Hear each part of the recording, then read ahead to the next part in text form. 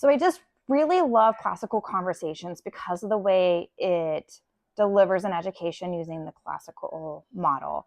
And I love the trivium. I love the way that for centuries that this is the way in which we can impart learning and knowledge to human beings. And it just works, and not every kid is the same. They all learn differently, think differently, different styles of learning are going to work for different kids. It's not a perfect method. I'm just explaining why I love it so much. So anyways, I think that one of the things that are so crazy and scary about the classical model of learning, though, is that it's so different from public school.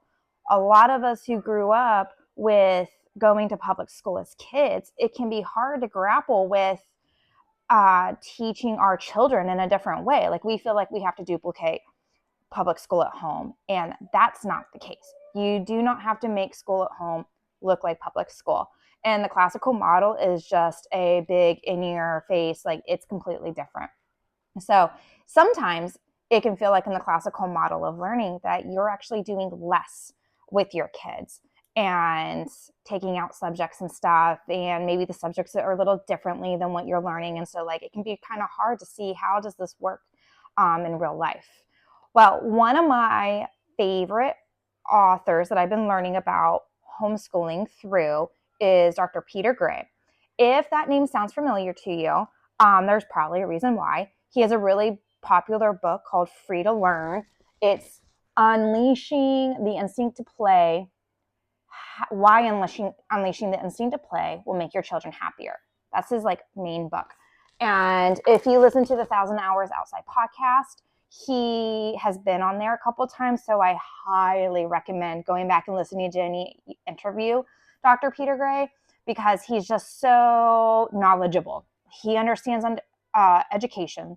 He researches. He's a psychologist, research professor of psychology at Boston College, and he's just done a lot of work.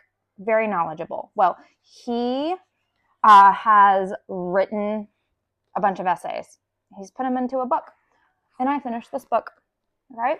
It's called How Children Acquire Academic Skills Without Formal Instruction. I'm not advocating for unschooling before anybody jumps on me about that. But how children acquire academic skills without formal instruction. What does that mean? Well, in the one, you should read it. But he does talk about an experiment that happened back in the 1930s. And the experiment was done by an L.P. Benezet. L.P. Benezet. I don't know if that's how you say his name, but it's not important. So this guy was a superintendent in the Manchester, New Hampshire school district back in the mid-30s, and he conducted an experiment. The reason why he conducted the experiment is because there was another superintendent who said, what subject could we cut out of our curriculum? So back then, in the 20s and 30s, and that general span of time, they, when they consider teaching the whole child, they operated under the thought process that if you add something, you got to take something else away.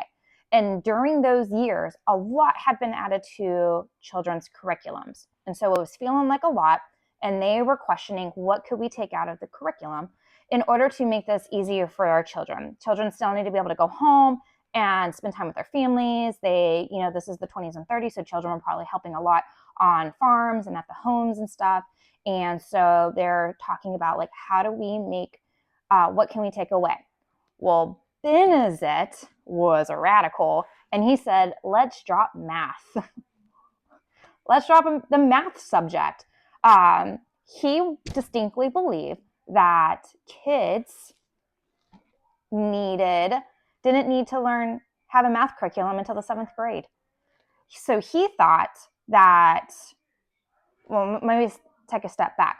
When a child is struggling in the elementary years, and even in the middle school, high school years, but we're talking about elementary years, is that when they're struggling with the subject, we kind of instinctively think, oh, they need more time with that. If they are, let's stick with math, They aren't figuring out adding. Well, if you've already worked on it for 10 hours this week, well, maybe next week you should work on it for 20 hours. Let's give them all of the time that they need to be able to learn the subject. And that's kind of what a lot of people operate under, that we need more time, more exposure with the subject.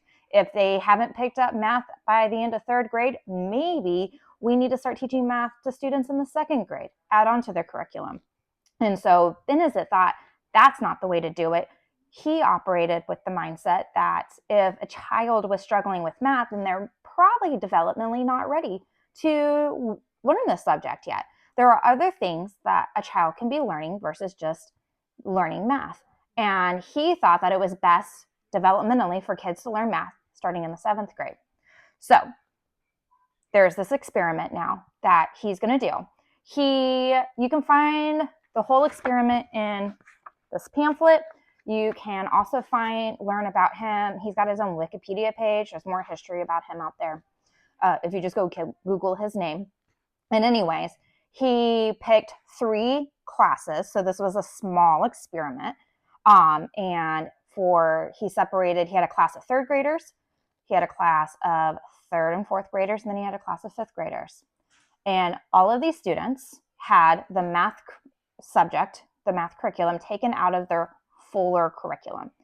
It was replaced with another subject. He thought that elementary students, since they didn't need to be learning math like this, that it was actually better for them to be doing recitation.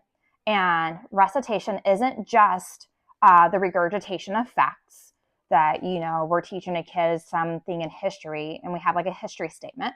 They don't have to repeat that statement back. What he really was intending was recitation was being able to become familiar with the English language.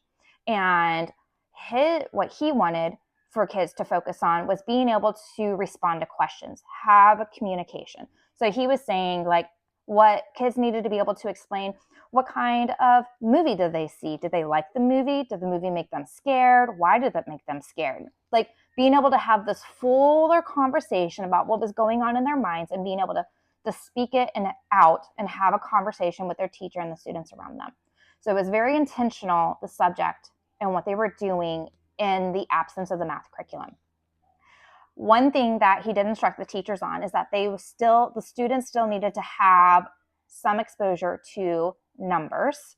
So they were to do some light counting. They were supposed to do some light measuring, activities within their school day. So that, because the point is not to be completely not exposed to numbers, math, anything like that. They were not supposed to just not be exposed to it.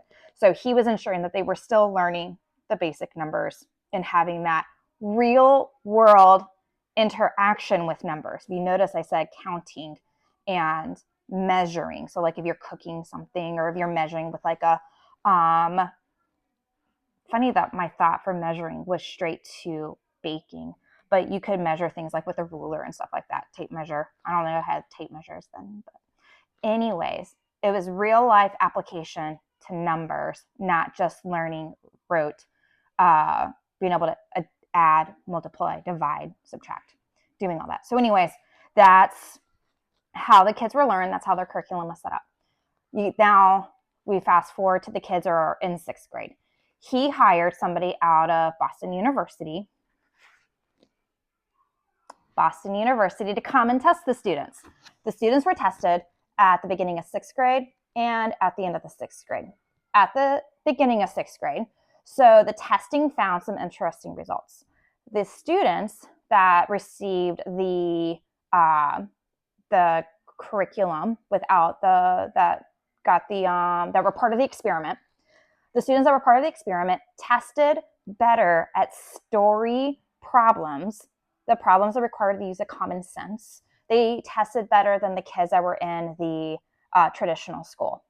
When they were tested, received standardized testing for the arithmetic and all that, the work in the problems, of course, they tested, behind. They tested very behind the kids that had received the traditional schooling. So now they went through 1 year of schooling. They received their math curriculum there in the 6th grade. And at the end of 6th grade, they were tested again, and they still tested ahead in story word problems that required the use of common sense. But now they were all caught up and they were testing on par as the students who were learning traditionally the whole time. So while I'm not advocating for us removing math from our curriculums for elementary school students, I am saying that we don't have to be so rigid in the way that we think that homeschooling is supposed to look like at home. That you're not going to break your kids, especially elementary students. I'm not necessarily speaking for the older students, 6th grade and up. I think that's maybe a different kind of conversation. But your elementary students, if you are taking them out of public school, or if you've been homeschooling for a little bit and you're trying to figure out what works for you guys, the absence of your homeschool looking like public school is not going to cause your child to be behind. Your student, your child is capable of learning what they need to learn when they are developmentally ready to learn that thing. And I think that that's what we can learn from that experiment, is that our kids will learn when